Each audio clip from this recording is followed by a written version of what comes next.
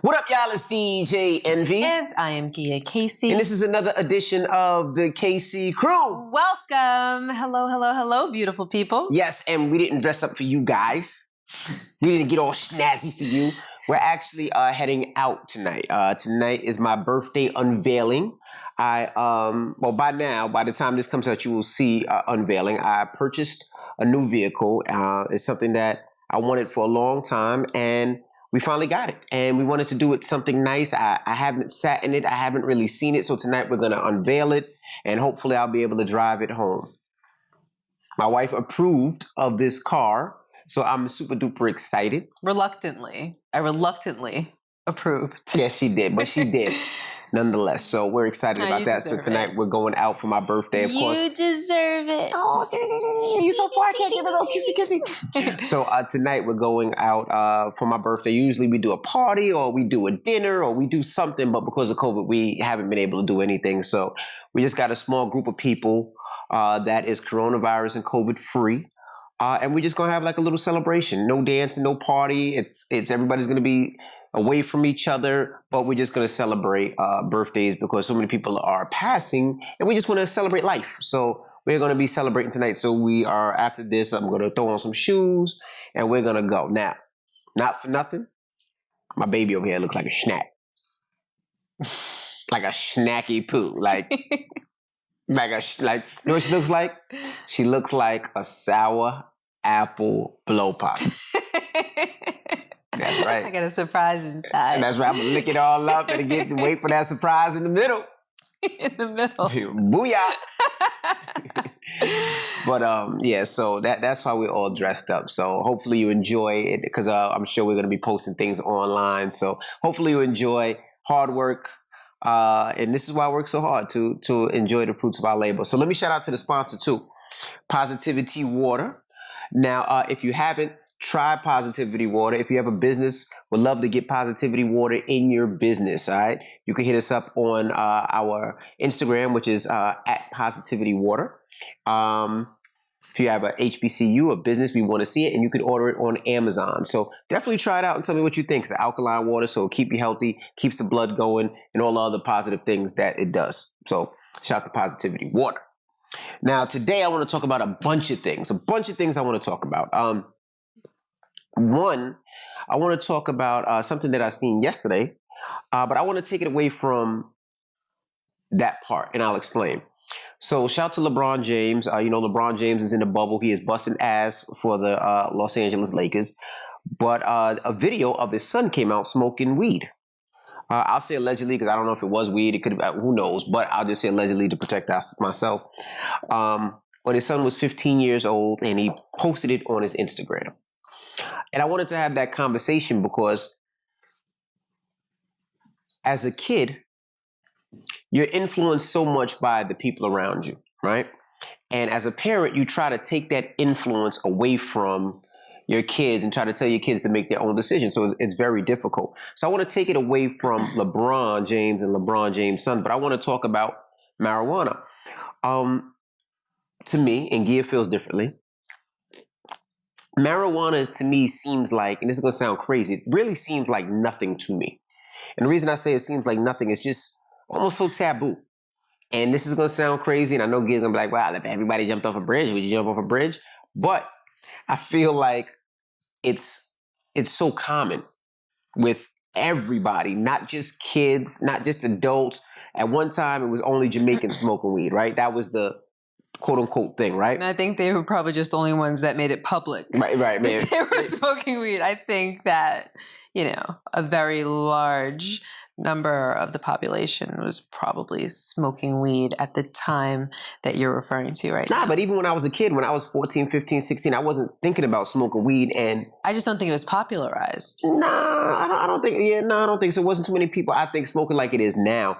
And for some reason... Well, now, because in many parts of the country, it's legal. Right. So... But I don't know if you remember, but back then, weed used to stink.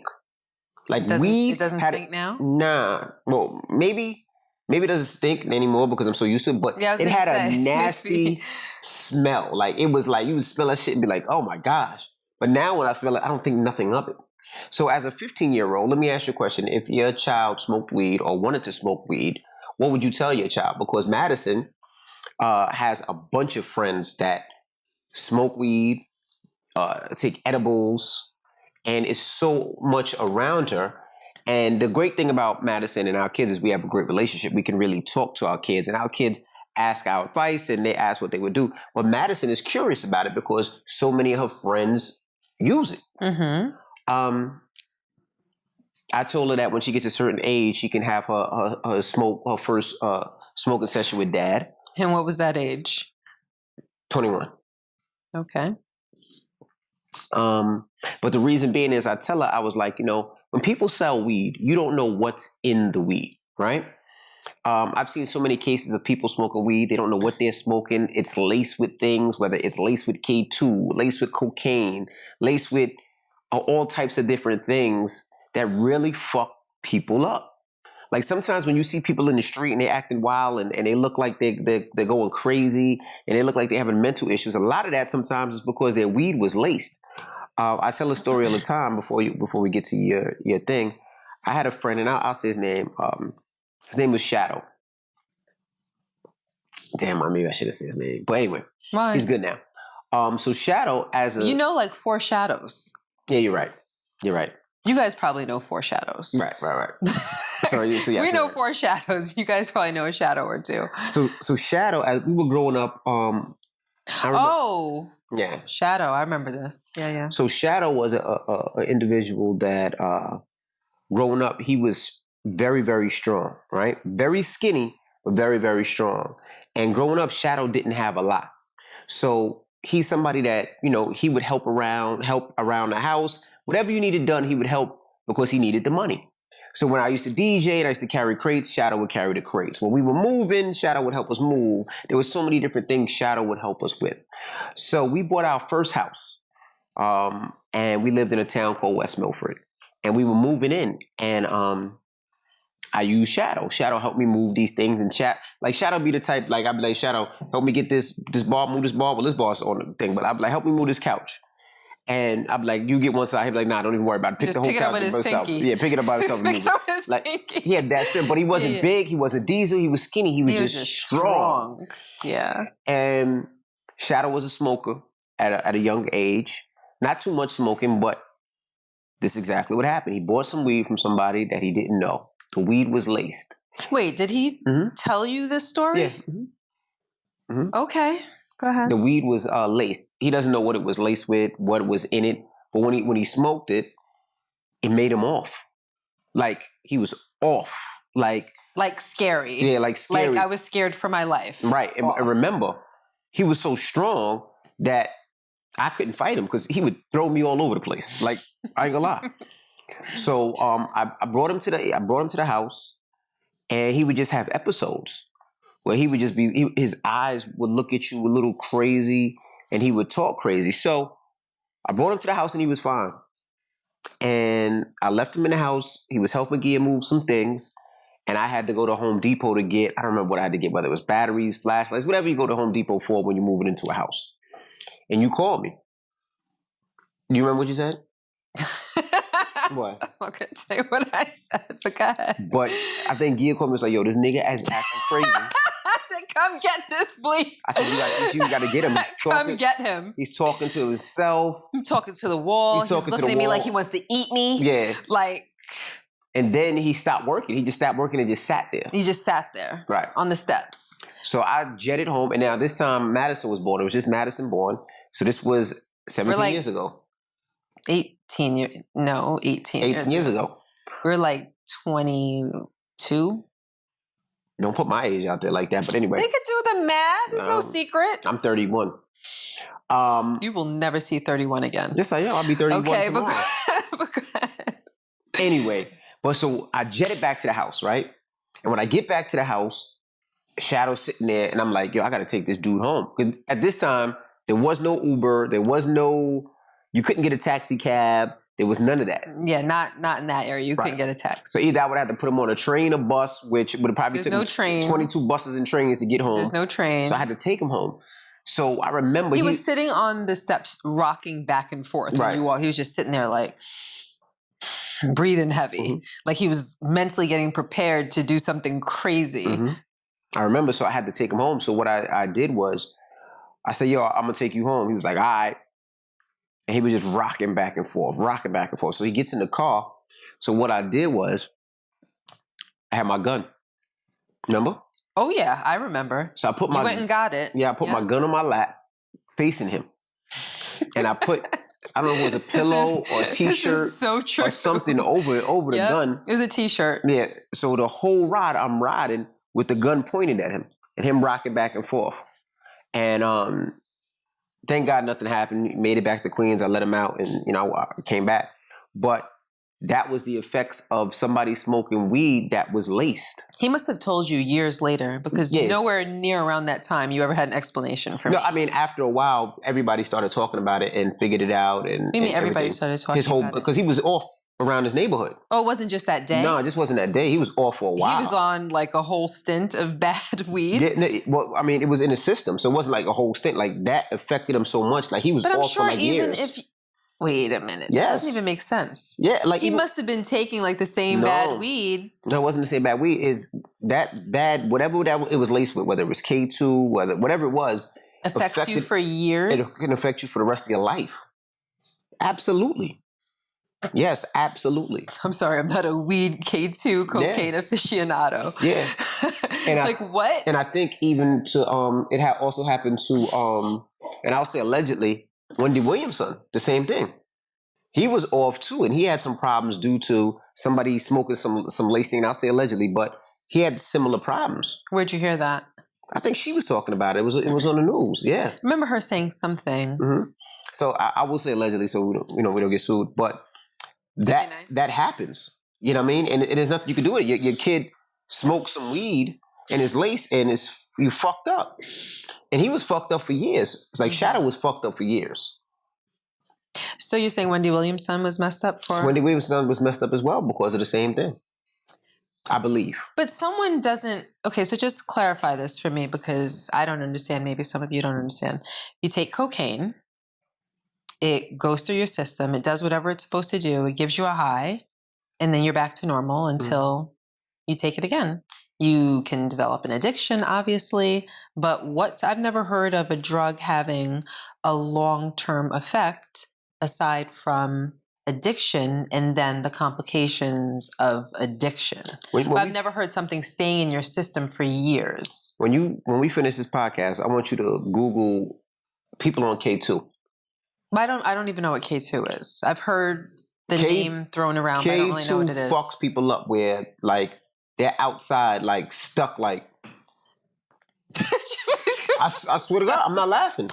Like, it's just like, walking and just freeze? Yeah, I swear to God. Okay. I remember a couple of years ago, it was like a whole area in Brooklyn where I guess the weed sellers selling people drugs and it was laced with K2. I remember and the K2 was like the whole block was all fucked up. People smoked. And they were trying to catch the drug dealer because he was really fucking people up. Hearing something about that.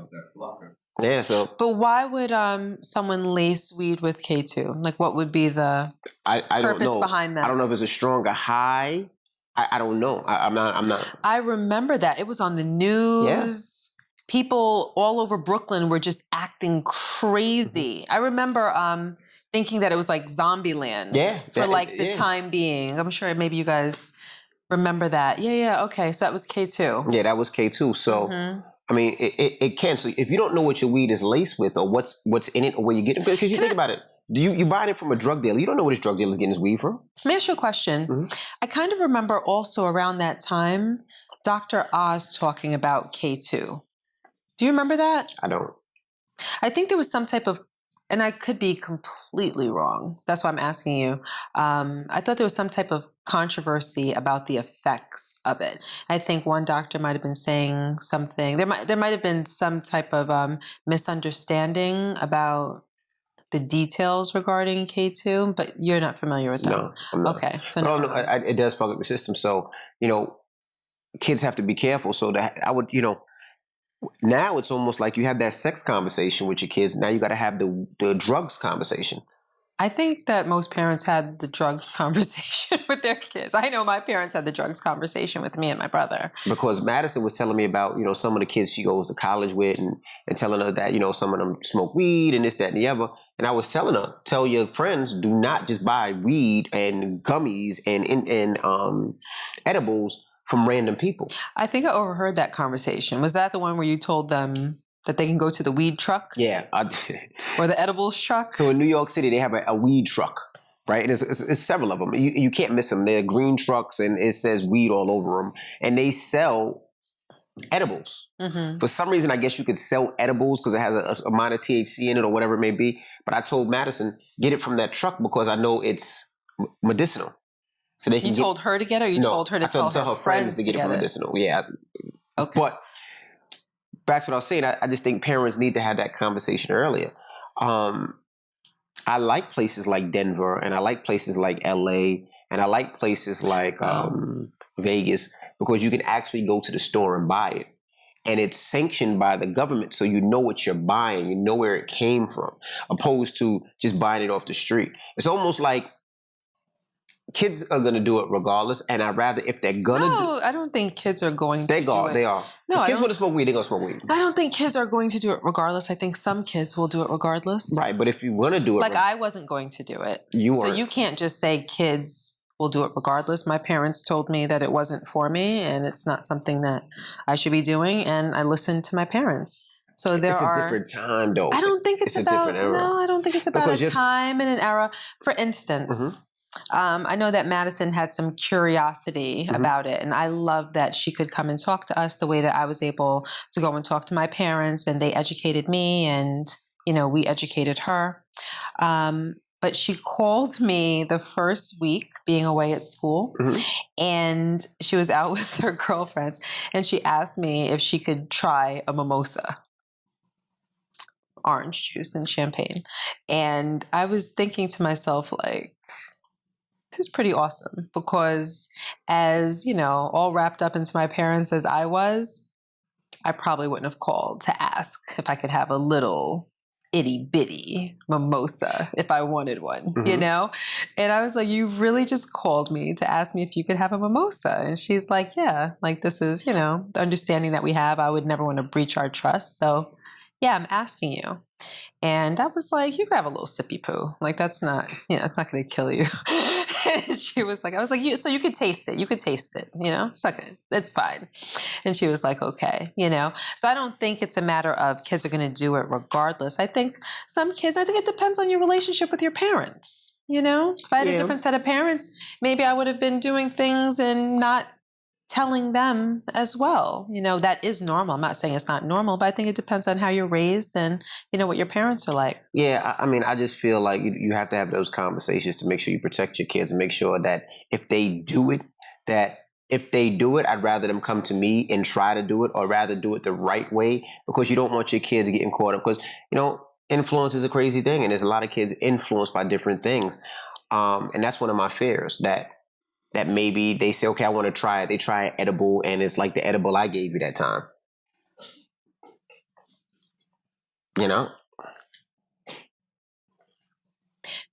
That was one of the worst experiences of my life. That was like a K2 edible. If you didn't hear the podcast, I don't remember what it was called, but go back and listen to that podcast because we talked about it and it was terrible. Long story short, I was not in control of my thoughts, feelings, and emotions.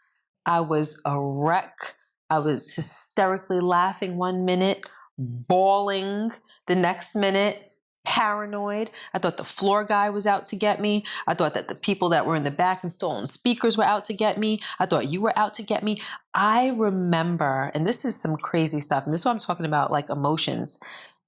I hated you while I was upstairs in that bedroom, sitting on the bed. Like, I might have been thinking about different ways to kill you because of what you did to me, like giving me that little piece of chocolate. So if you imagine a chocolate bar, Hershey. A Hershey's chocolate bar, one square of that, like a little half an inch by half an inch square of chocolate annihilated me. And it took maybe 2 hours to set in. And I was thinking, oh, like this little stupid piece of chocolate didn't do anything. 2 hours later,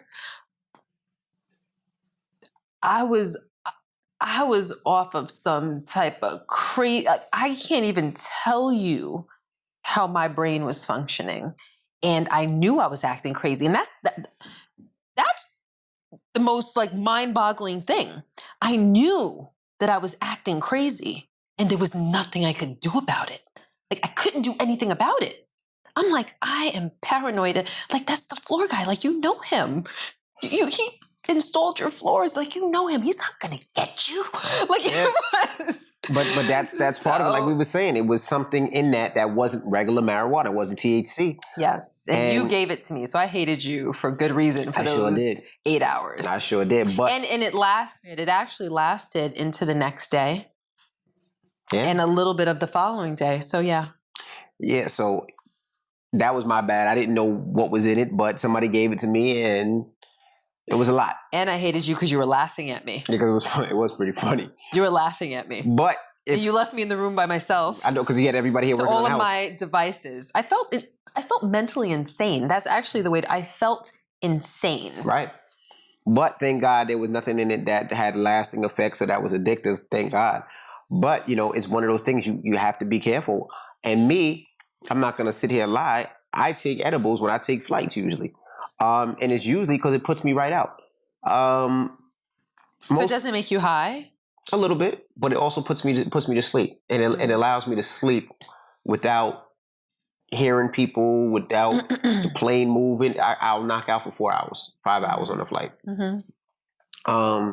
And for me, I love Detroit because Detroit has a place called House of Mary Jane, which usually gives me my edibles, and they're sanctioned by Michigan laws, so they usually give me my stuff, and it's easy. It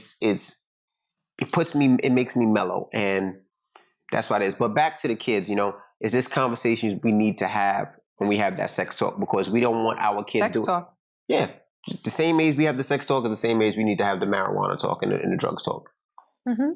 You remember the big campaign when we were little, like say no to drugs, and that was being pushed down your throat. But now it's not, because now they're trying to legalize drugs. Third grade. So now they're trying to legalize drugs. So it's totally different. It's drugs? a totally different feeling, or marijuana, I should say. Okay. Mm-hmm. Marijuana.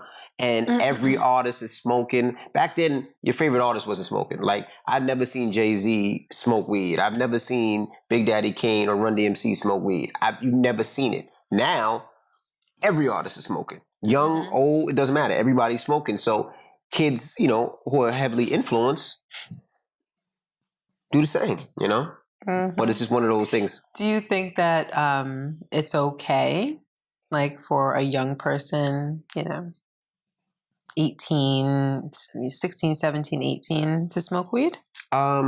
16, 17, I still think you're young. I still think huh?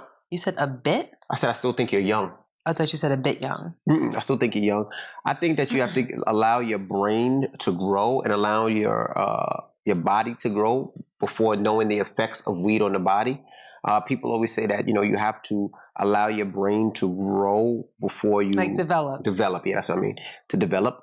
So I would say allow that to happen first. But there are, weed, marijuana is good for certain things. It's good if you have certain problems. It's good if you have certain aches. It's good if you have certain pains. And if that is the case, then yeah. But you have to... The 17-year-old with the aches and pains. No, I mean, there are some 17-year-olds and 18-year-olds that have lupus, and they say that it helps with their eyes. I'm talking There's some about... 17, 18 that play football that say they have pain, so they use the weed to get rid of their pain. So for some people, it is good. But if it's not that, I would say, wait till you develop and wait till you get to that certain age where your body is fine. Okay. Tell me what you think about this. Okay. Because aside from the medicinal purposes of weed, I'm thinking if you're doing it for like recreation, what do you think about the idea of taking smoke into your system and into your lungs and damaging your lungs as a result? I mean, that's one of the things that you have to think about when you're dealing with marijuana and smoking. But this is I think that's not good. Like for recreational purposes, I mean, the vast majority of people that we know smoke weed. But so I'm not I'm not saying it, in that fashion. I'm saying just from a health perspective, if it's not correcting one form of a problem for you, it's creating a problem if you're just doing it for recreation, because it's smoke. It cannot be good for your lungs. But you see this, and now this is when we have that conversation, and you say you can't pick one thing and not pick something else. And what I mean by that is, yes, when you smoke, it affects your lungs. But then people say, okay, yeah, I don't smoke because it affects your lungs. But then you eat fast food, and the manufactured food can give you cancer. Then you do other things that still affect you in different ways that still harm your body, but they're all doing harmful things. Like if you want to just throw another thing on to the pile. But I'm saying if you're gonna live right or you're gonna pick one thing, then don't do any of that. Like, what I mean? Somebody will say, nah, don't smoke weed, it messes up your lungs, but then you eat fast food all day and your cholesterol's through the roof and you're eating manufactured food and it causes you cancer. Or somebody be like, oh yeah, I do this, and then you eat fried chicken all day and you're 100 pounds overweight, but you don't smoke weed. You know what I mean? It's so many different things that affect your body in negative ways. So I hate when people be like, well, weed messes up your lungs. Well, that fucking piece of chicken that you ate fucks you up and gonna make you die because you're overweight and you can barely breathe. Like there's so many different things. Oh, well now you have diabetes because you don't eat right, but you are smoking weed. It's like it's a little bit of everything. So if you're gonna live right, then live all the way right. Just don't say, well, I don't smoke because it messes up my lungs, but you're fat as fuck and you're gonna die because you have diabetes and you're not working out. That was a lot. Okay. I am not a healthcare professional, but I don't think that I would put weed and a chicken wing on the same. If you're on the same. But if you're overweight, it is you're doing the same effects on your body, I would think. If you're overweight and you have lung issues, then I think that's probably. Like the other day, we were having a conversation on the radio, right? And we were talking to a lot of the minority men, right, that were over the age of 35, right? And we were talking about going to the doctor, and a lot of men was like, "Yo, I haven't been to the doctor for a physical. Mm-hmm. I have never had a test, a prostate exam. Mm-hmm. Like a lot of men felt that way, and I'm like, you talk about all this shit there, but you don't even know if anything's wrong with you. Like they're talking about all of what? Everything. I got to be healthy. You can't do this. You can't do that. But they don't even know. Like my whole thing is we have health insurance, right? Yes. Why the fuck am I not going to use it? If I have a fucking ache in my elbow, I'm going to the doctor to see if I got cancer of the elbow. Oh, I know. Because right? You are 100% of a hypochondriac. Now we were talking on the air, right? This is going to be funny. I don't even know how I got here, but I went to the doctor 2 years ago, right? And I'm somebody that gets paranoid. I'll see signs and I think I have it, right? Right or wrong? Absolutely right. So he's not kidding. Like he's not joking. Like he will be nervous, calling me 3 times in a day. Did you make my doctor's appointment? Did you make my doctor's appointment? But they would make my doctor's appointment. They were laughing at me on the radio for this, right? So I don't know what it was, and I seen prostate cancer. Somebody kept telling me about prostate cancers. Maybe somebody I know died from prostate cancer. So I went to the doctor and I was like, "Yo, I want to." I can't remember what it was. I remember this exam. So I was like, "I want to." I got it twice. Yeah, I had 2. I do it every year. Every year has to be done. Mm-hmm. But he was like, "Yo," I was like, I need a prostate exam." Doctor was like, "You're not the age for that," and I'm like, "I don't care. I want a prostate exam." So your fingers in there, doc.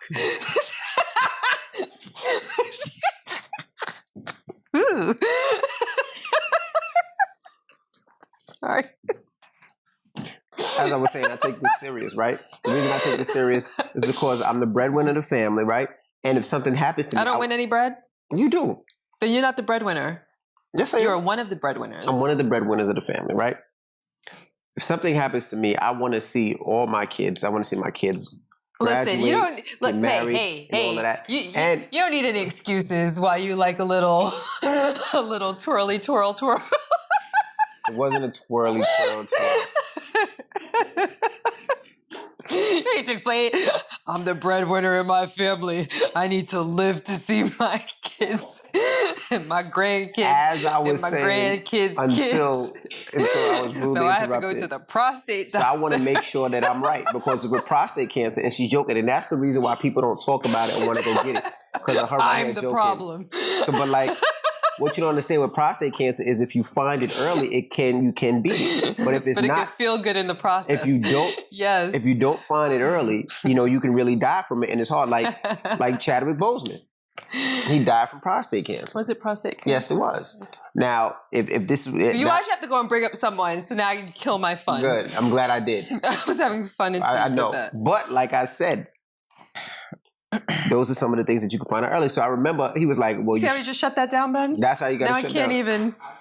I'm done. Right, but now I go and I make sure just in case because I want to know. I don't give a fuck what age it is. They be like, "Well, this has to be tested at 65." Test me now, motherfucker. Test. I don't get what blood clots. Test me now. I want to know everything because I just want to be safe.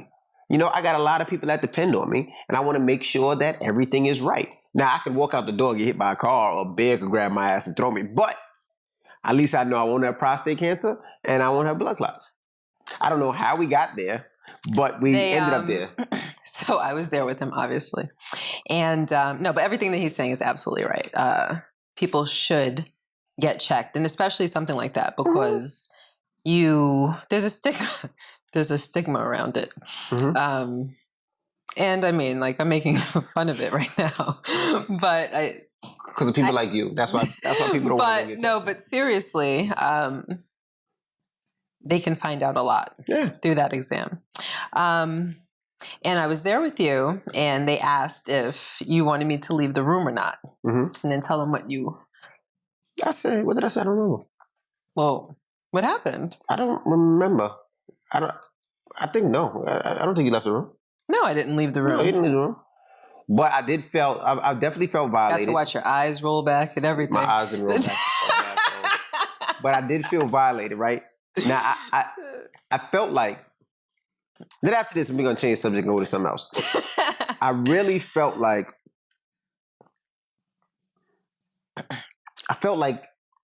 he was, how do I put this? How did he put it? Shut up. I just felt like, I don't know. It wasn't, I don't know. It was just mad rough. It wasn't like... that's how you like it.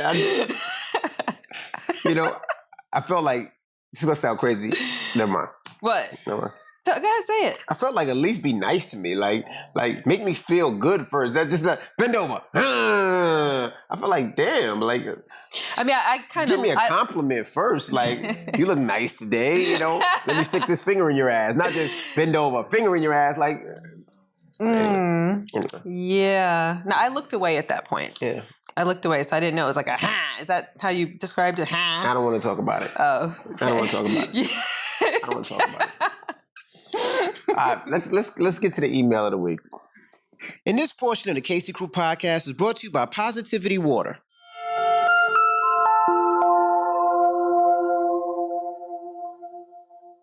Now let's get to the email of the week.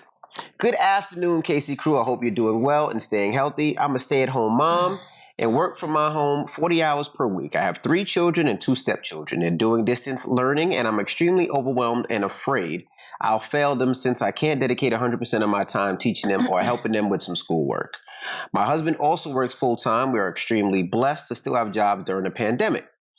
I start working early in the morning, helping my kids throughout the day with Zoom meetings, homework, take care of meals, and cleaning. And even in the evening, I study for my certification exam. Sorry. Yeah, I have a problem with the kids with school too, as you can see. I really started to resent my husband for not helping me out with the kids' homework, much less taking care of meals or cleaning. He still expects me to have the desired energy to take care of his needs, but I'm not having that. I know it's wrong to withhold sex because I'm angry with him, but I've already voiced my frustration and he's not doing anything to help me out. He believes in a traditional marriage, but he doesn't understand that I'm not a traditional woman. I work just as many hours as him, pay the bills just like him, plus I do the cooking and cleaning. He gets home from work and usually watches TV and waits for dinner to be ready. When I'm done with work, I start doing laundry, making dinner, or help the kids with homework. What a loser. Okay. What can I do or say to make it click in his brain that I'm struggling with the day-to-day task and my work will eventually suffer too? We've been together for 11 years, married for 8, He's always had the mentality of a traditional marriage, but always says some BS about how traditional marriages have changed with time, and the woman works and pays bills too. That's not traditional. My response to him is that a traditional marriage means the husband works and pays the bill, while the woman stays home with the children and take care of the home and cooking. I'm sick of the argument and the lack of support that I need. I'd like to remain anonymous, please. I just want to say one thing. What? And then I want you to go. What? It's funny that that's how she ended the email, with the same thought that I was having at the beginning of the email. She said that he wants a traditional marriage. Mm-hmm. But if he's articulating that, that means that he knows what a traditional marriage is. What is a traditional marriage? When the husband goes out and works and brings home the bacon and the wife stays home and cooks it. I want a traditional marriage. What? Stop playing. I'm serious. You don't want Yes, I do. a traditional. I freaking do. What are you talking about? I want a traditional marriage. I want what they have. No, what they have is the both of them working 40 hours a week and him wanting to reap the benefits of a traditional marriage that he does not have, because he doesn't have a stay-at-home wife. He has a wife that works just like him, but he wants to come home to a hot meal, a clean house, and clean laundry, kids bathed, fed, and put to bed. Yeah, I want a traditional marriage. Which sounds like a psych out. I don't like this. What are you talking about? The life that we live now, I don't like. What are you talking about? Like, all right, so you know we don't have a nanny, right? Our nanny left, right? Peace to Irma. Gia and I have become Irma, and I don't enjoy it. I mean, I enjoy it, but I don't enjoy it. You don't enjoy it? Let me tell you why I don't enjoy it, right? So you know we're moving and we're doing everything, right? So we take turns and we do things. Gia gets up the same time I get up, maybe even a little bit before I do. So now he can't tell y'all, I get up at 5 o'clock in the morning, because now I get up at 4:45. Right. So Gia gets up at 4:45. She starts getting the kids ready, right? Well, we start their breakfast and their clothes. So she does the clothes and the babies. I do the breakfast. I make sure I cook breakfast every morning. Make sure they have a warm breakfast every morning. I set up their snacks. I get their snacks together. I pack their book bags. I warm up the car. I put them in the car. Gia gets them dressed. She does the hair. She has them smelling good. She does all that. Gia drives them to school, right? Then from there, I do the breakfast club. Gia drives them to school. Then Gia drives them. Then Gia comes back. By the time they come back, either Gia picks them up or I pick them up. Then it's which is usually Gia picking them up.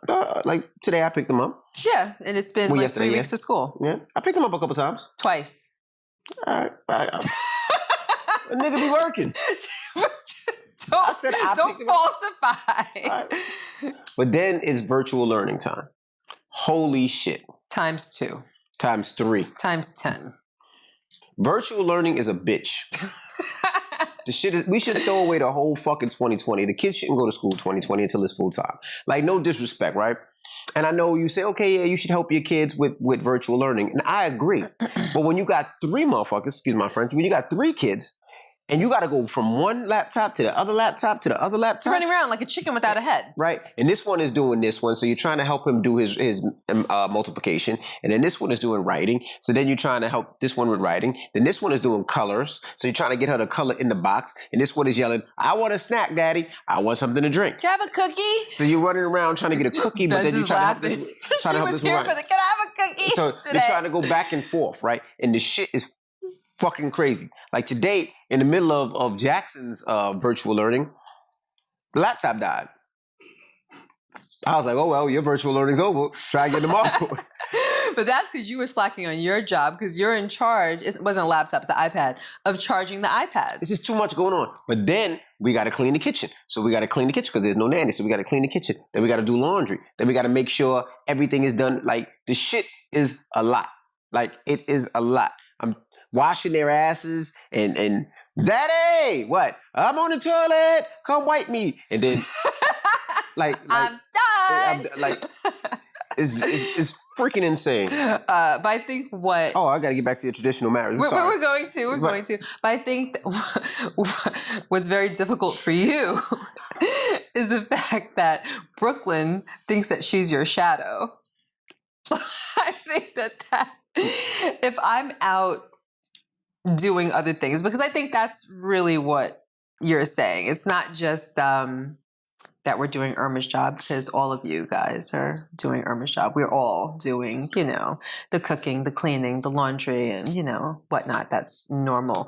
Then Logan has football. We got to take him to football practice. We're doing that on top of our normal obligations, and our days, just like yours, I'm sure, are packed, just with so many things. So it's all the housework and the kids on top of all that. So we're just juggling and whatnot. So I think it's just a matter of getting into a routine. But for me, the routine has to start at 4:45 to get everything done efficiently. So I'm out doing other things, and 3 times a day, I'll get a phone call. Well, not even a phone call, a FaceTime from Rashawn, where he's sitting on the couch, and then he just changed the direction of the camera to Brooklyn sitting right next to him. I mean, he can't even go to the bathroom. No, you don't understand. The other day, I had to do a number 2 in the bathroom, right? So I tell Brooklyn, I need my privacy, right? Because that's the only thing that works. I need my privacy. She goes, okay, I'll sit in your room while you go to the bathroom. I said, okay. I go to the bathroom. I open the door a little bit. She's sitting right there waiting. I'm like, why? She's like, I just want to make sure you don't leave. She follows me. When I say everywhere, everywhere. If I sit on the couch, she sits on the couch. If I clean the kitchen, she will walk behind me. Like a shadow. Like the whole day. Like a true shadow. Like it's kind of laughable. Like it's really funny. It's not funny. She does it to me, but I have more control of Brooklyn than Rashawn has. So we just had to put them to bed. So Rashawn's like, I'll put them to bed. He puts London and Jackson to bed. Easy. I look over the banister and I see Brooklyn sitting next to him on the iPad. I'm like, why wouldn't you put her to bed? He's like, because she sleeps with us and she doesn't want to go to bed. And since we're going out, I don't know what to do. I'm like, tell her to go to bed. And he said, like, I don't know how to do that. No, I said, you tell her. She won't listen. I said, you tell her. I was like, Brookie, come upstairs. And she's like, I want to sleep with you. I'm like, you're not sleeping with us tonight. So come, let's go. Get in your bed. And I put her to sleep. And it's just strange to me that it's something that you cannot do. That's my baby girl. And it's another thing. I haven't seen Gia's titties in at least 2 weeks. It's probably been this. Okay. Usually, this is TMI. And it's the thing, Gia and I cuddle every night. I lay with her. I cuddle in her. She cuddles on me. She rubs my back. We watch television. We are connected at night. That's the best thing about this pandemic. I'm not doing any shows. We can relax. We can sleep. We can chill. We can look at Ray Dunn shit. We can look at cars. All that stuff, right? What? They probably don't know what that is. Go ahead. I'll tell you about Ray Dunn some other time. But every night, Brooklyn sleeps in between us. In between us. Even if she's in her own room at about 11, 12, here she comes looking like Lionel with her little blankie. Yes. Her little blankie. And Lionel. Yep. And she gets in between us every freaking night. And in the middle of the night, both of us are too tired to take her back to her room. To take her back to her room. But in full disclosure, this is probably the longest that we've gone without being intimate. Like ever. Like ever. Yep. And unless we decide to tie Brookie and strap her down to her bed, the shit is crazy. No, it's not even just Brookie. Like, we're both exhausted. And that's another thing. We're both tired. We're both up at 4 o'clock in the morning, or 4:45 and 5 o'clock. And then we don't go to sleep until 9, 10 o'clock at night. Like, we are both beat. I'm not a 9, 10 o'clock sleeper. Nope. Like, I'm usually up till 2 in the morning. 2, 3 o'clock in the morning every night. I am out by 10 o'clock. No, 9 o'clock. Last night, Gia was out. No, last night. Yeah, last night I was out at 9. And then Gia always say some stupid shit like, wake me up in 10 minutes so I can wash my face. I'm like, yeah, all right. My skincare has been suffering. Oh my gosh. Yeah, but it's crazy. So I just want to say I salute all you nannies and babysitters out there, and all you teachers in school. We got to open up full time. And all of you mothers that are doing everything that we're talking about right now, and fathers. It's a lot. So as you're reading that, I can relate on an even deeper level. And I can relate to the fact that the dad don't want to do shit. That he just want to go watch. I haven't even watched TV. I Because haven't even watched the football games. I haven't watched really any of the playoffs. I haven't watched nothing. because Like this, like it's the Emmys. I didn't even know the Emmys were on. Like I don't know what's going on in this world. It's funny. I'm talking to my coworkers and they're like, "Yeah, last night this was on." I'm like, "How did you see it? I don't see shit." Well, for me, I think that it's a matter of it becoming routine. Because right now, our bodies just have to get adjusted to, it's a change. You know what I mean? So for me, I have to get used to getting up at 4:45 and, you know, doing everything that I'm doing and squeezing it all into a day. Because, you know, like even cleaning the house, like I don't just, you know, sweep or wipe or like when I clean. So to spend the time and dedicate the time that I want to clean the house the way that I want it clean, and, you know, to have the kids looking the way that I want them to look, and, you know, to feed them the foods that I want them to eat. That's all just very time consuming. So it's a matter of it becoming normal here, and then it also becoming normal physically, you know, where you get used to it. And I think that once we get used to it, it'll be fine. Because truth be told, I really don't want to hire somebody else. Like I don't You want. shitting me. Benz and Rashawn have been on my butt since. Benz has been a lifesaver. Salute to Benz. Yes. She has been a fucking lifesaver. Like, if Benz is in the area at about 12:30, I'd be like, help. He sends a SOS. Yeah, help. Because it's like... Don't let me leave the house. He'll be like, Benz, you just left. I need you. Yeah. Virtual school's about to start. I need you. Goddamn right.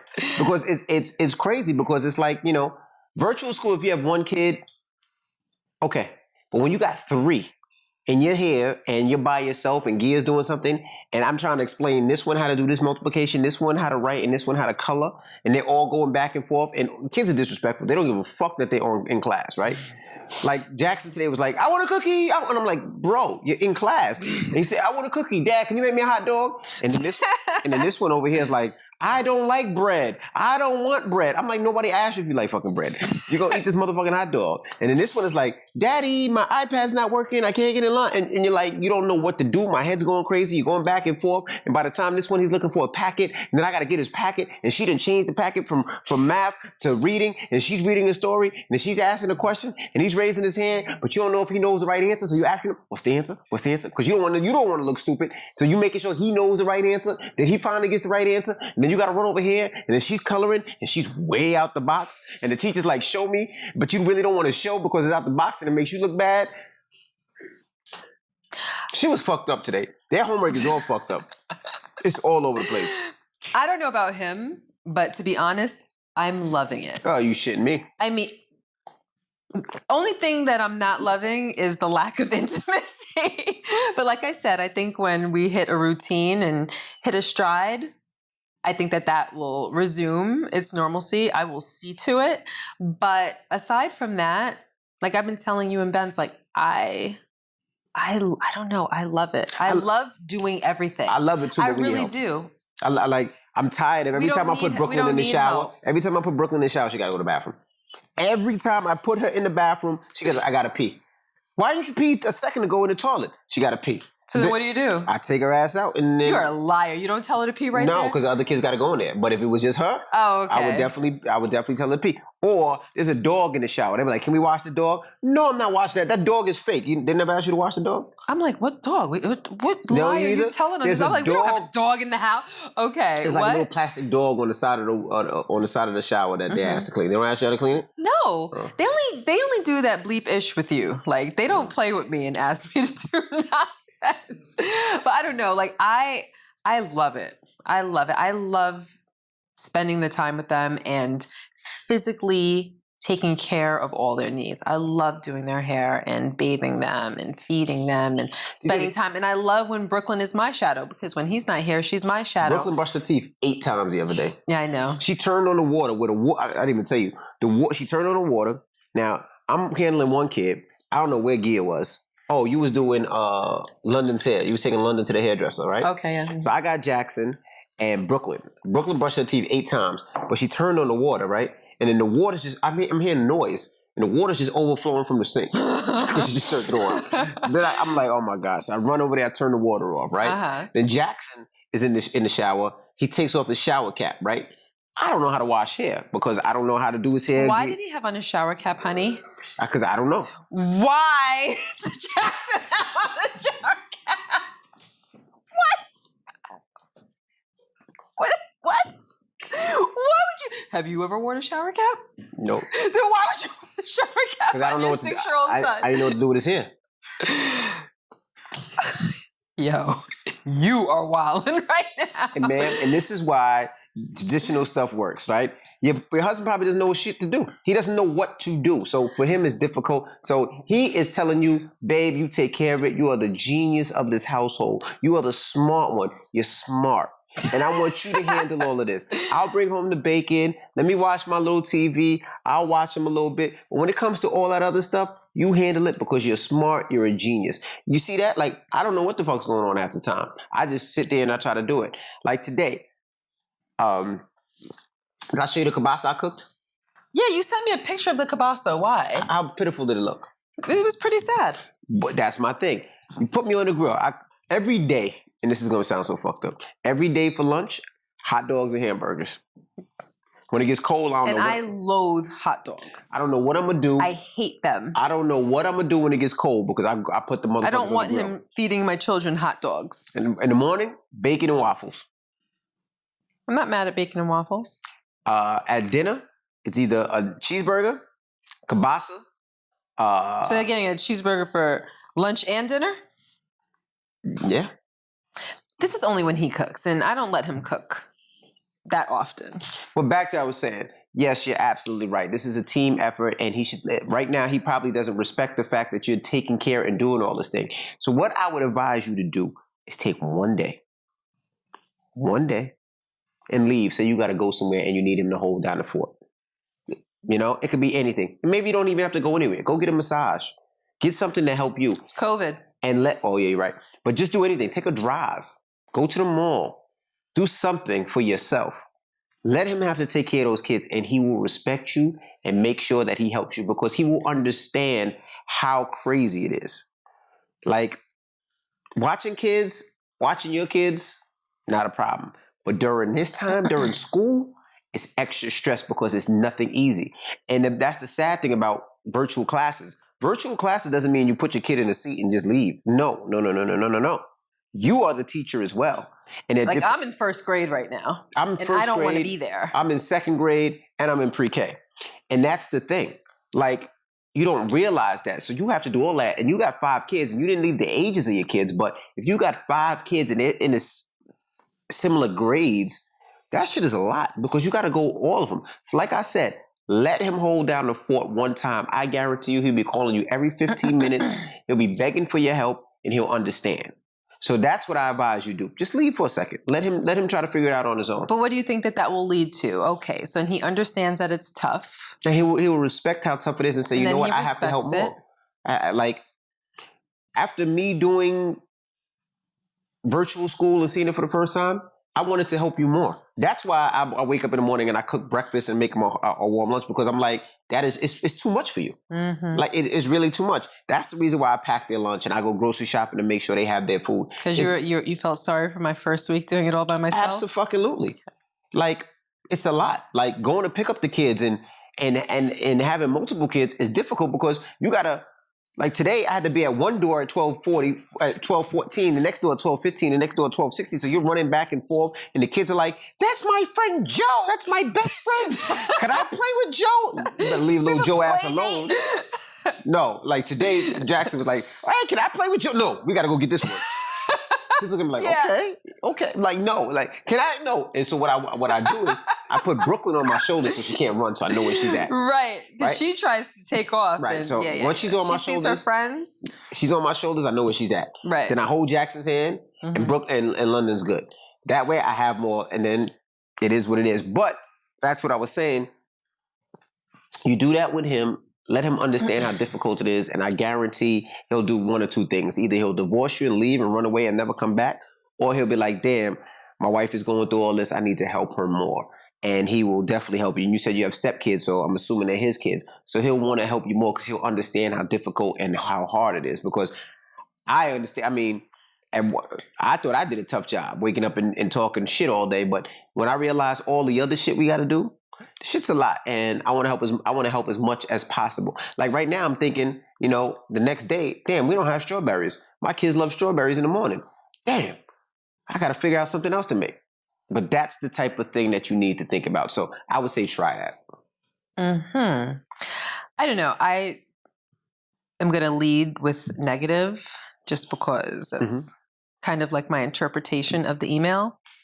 It seems like I said before, like a psych out.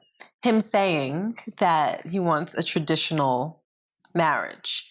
He knows damn well that it's not traditional if she's working. You're saying, okay, he brings home the bacon, she's bringing home the chicken. I don't understand how someone in that situation doesn't understand that in the home, everything is therefore 50-50. Like, okay, you cook, I'll clean, or I'll cook and you clean. I'll wash and dry, you fold, or I sort and you load the dryer. Like, everything at that point has to be a team effort, or else as a husband, you're breeding a wife that is tired, burnt out, and worst of all, resentful. And then how does that affect the way that she treats you?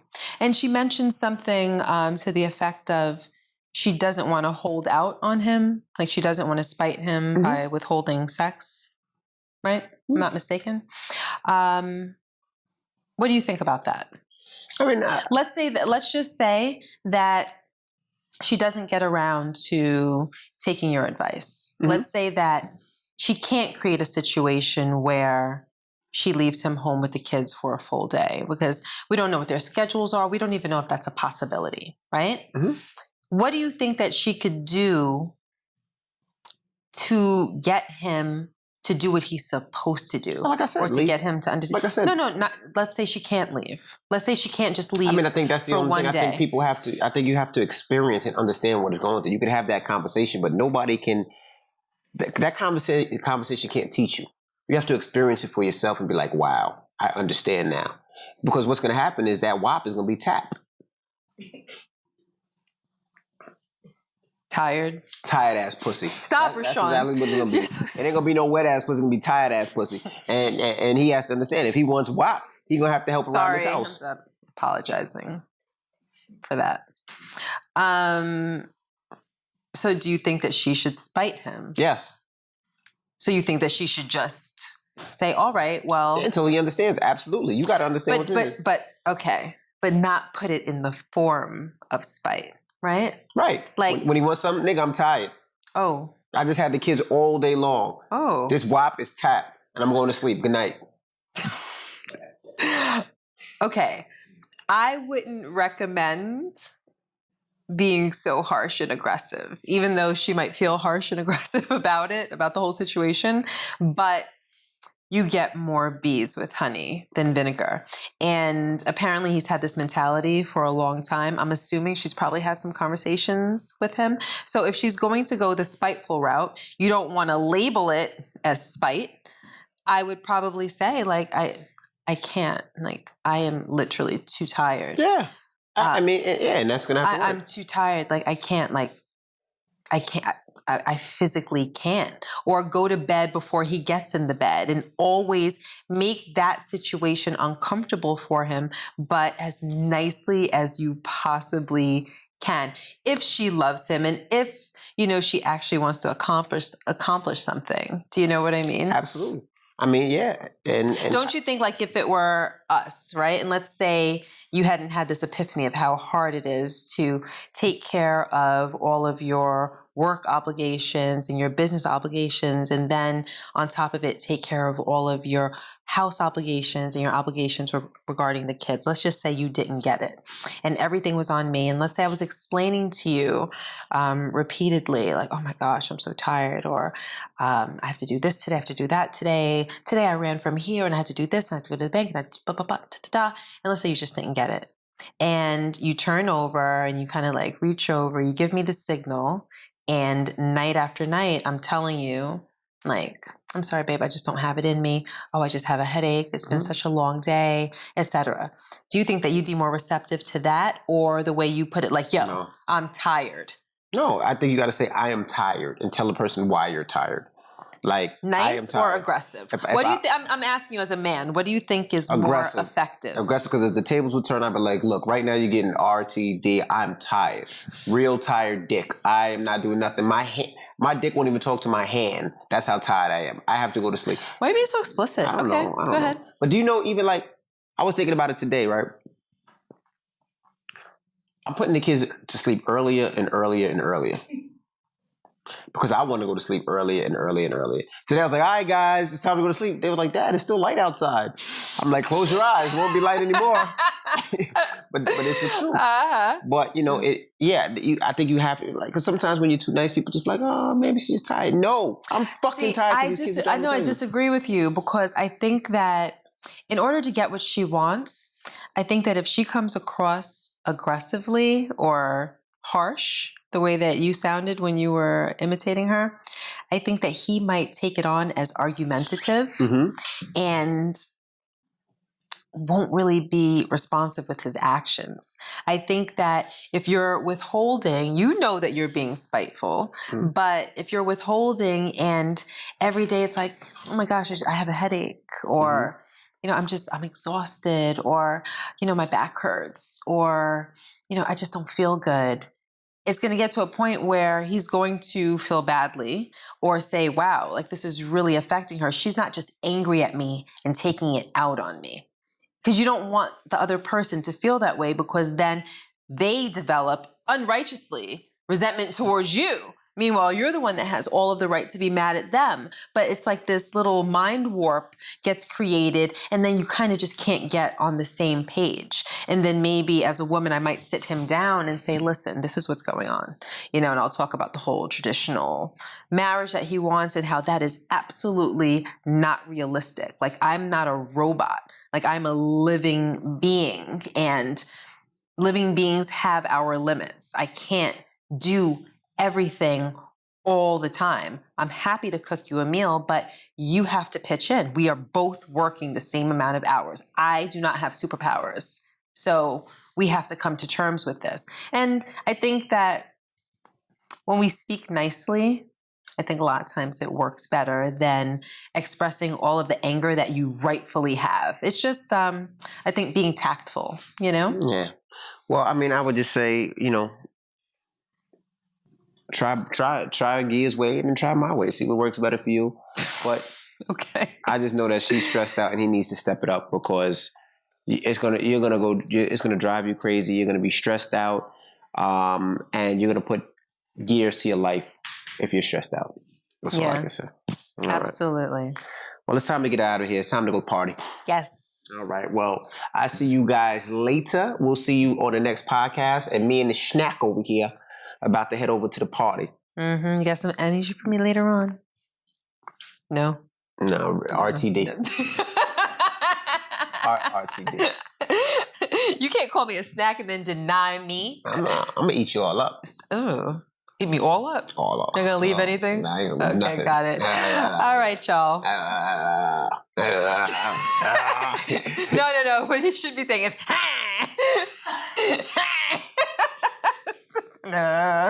no, correct that. All right, y'all. I'm DJ Envy. You didn't like that? Nope. You didn't like that? Nope. I'll see y'all later. And I'm Gia Casey. This was the Casey Crew, bitches. Toodles. You know you liked it. Fucking asshole.